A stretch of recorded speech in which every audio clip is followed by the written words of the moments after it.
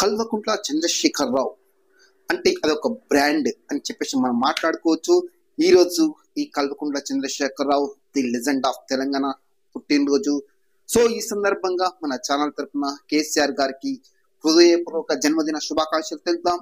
అసలు కేసీఆర్ గురించి మనం ఒక ముక్కలో చెప్పాలంటే, కేసీఆర్ అనే పేరు చూసుకుంటే ఎవరికైనా కూడా మనసు పులకరించిపోతుంది. కేసీఆర్ అంటే అదొక బ్రాండ్ అని చెప్పేసి కూడా మనం లిటరల్ మాట్లాడుకోవచ్చు. మనం ఉంటున్న ఈ తెలంగాణ స్టేట్ ఊరికనే ఏం రాలేదు. సో ఏ ఒక్కరు ఇస్తానో, ఏ ఒక్కరు తారదత్వం చేస్తారో, ఏ ఒక్క బర్త్డే గిఫ్ట్ ఇస్తేనే రాలేదు. లిటరల్ గా మనం మాట్లాడుకుంటే ఇది 100% కేసీఆర్ త్యాగం అని చెప్పేసి మనం మాట్లాడుకోవచ్చు. కేసీఆర్ చేసిన పోరాటం అనేది వచ్చిందని చెప్పేసి మనం మాట్లాడుకోవచ్చు.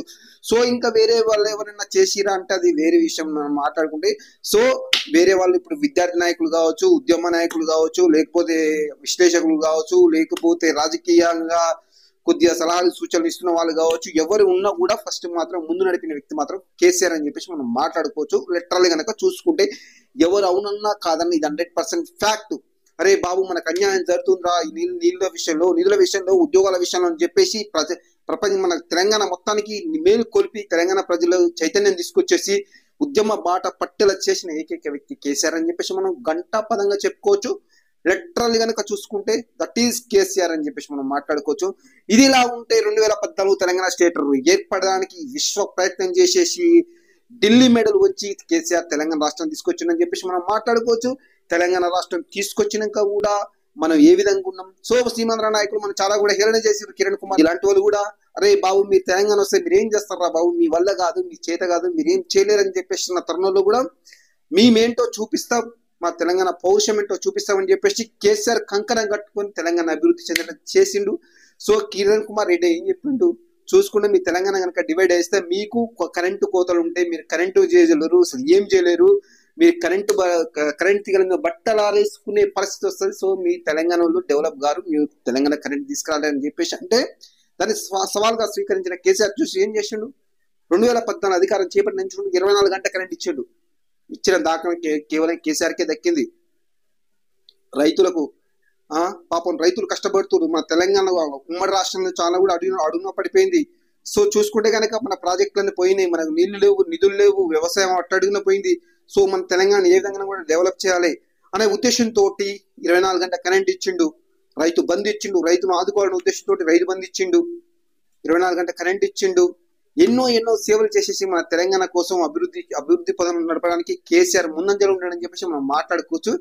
ఎవరో నిన్న మన సోకాల్డ్ పీపుల్ కొంతమంది వచ్చేసి మేము చేసిన తెలంగాణ కోసం మేము అది చేసినాం అని చెప్పేసి అంటుకురు. కానీ 100% కేసీఆర్ కృషి వల్లనే తెలంగాణ వచ్చిందని చెప్పేసి మనం మాట్లాడుకోవచ్చు.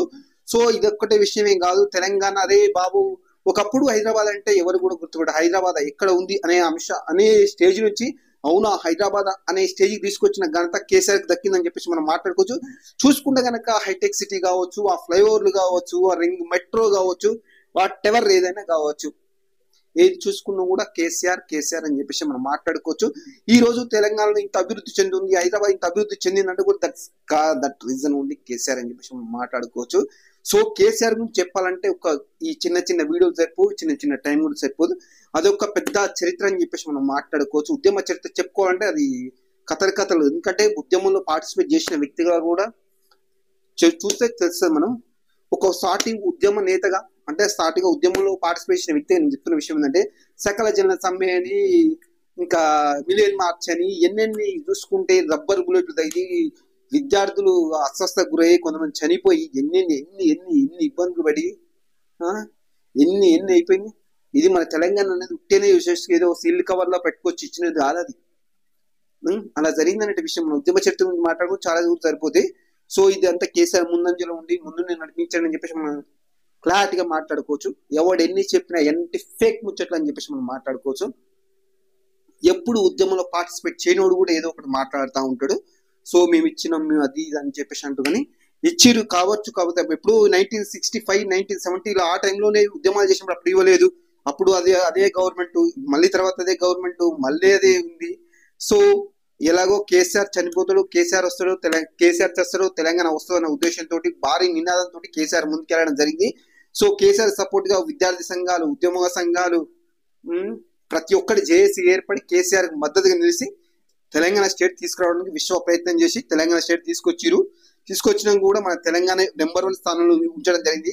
ఈవెన్ 2014 నుంచి 2023 వరకు లిటరల్ గా మాట్లాడుకుంటే చూసుకుంటే కనుక కేసీఆర్ అనేవాడు ఒక బ్రాండ్ అని చెప్పేసి మనం మాట్లాడుకోవచ్చు.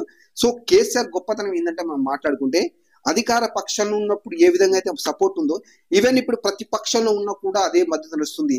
సో చూసుకుంటే కనుక 12 నెలలు 13 నెలలు అయిపోయినాక కూడా ఇంకా కూడా కేసీఆర్ కావాలనుకుంటూ జనం అంటే చూసుకోవాలి మనం కేసీఆర్ బ్రాండ్ అనేది ఏ విధంగా ఉందని చెప్పేసి మనం మాట్లాడుకోవచ్చు. సో ఏపోయారు కేసీఆర్ సార్ మీరు రావాలి, కేసీఆర్ సార్ మీరు రావాలని చెప్పేసి కూడా చాలా మంది కూడా కోరడం జరుగుతుంది. చూసుకుంటే కనుక మనకు అర్థమవుతుంది. సో అంటే కేసీఆర్ ఓడిపోయినా గెలిచినా కూడా లెజెండ్ అని చెప్పేసి మనం మాట్లాడుకోవచ్చు. సో వన్స్ సెకండ్ ఈ లెజెండ్ కు ఇంకొకసారి పుట్టినరోజు శుభాకాంక్షలు తెలుపుకుంటూ సెలవు. Okay, thank you.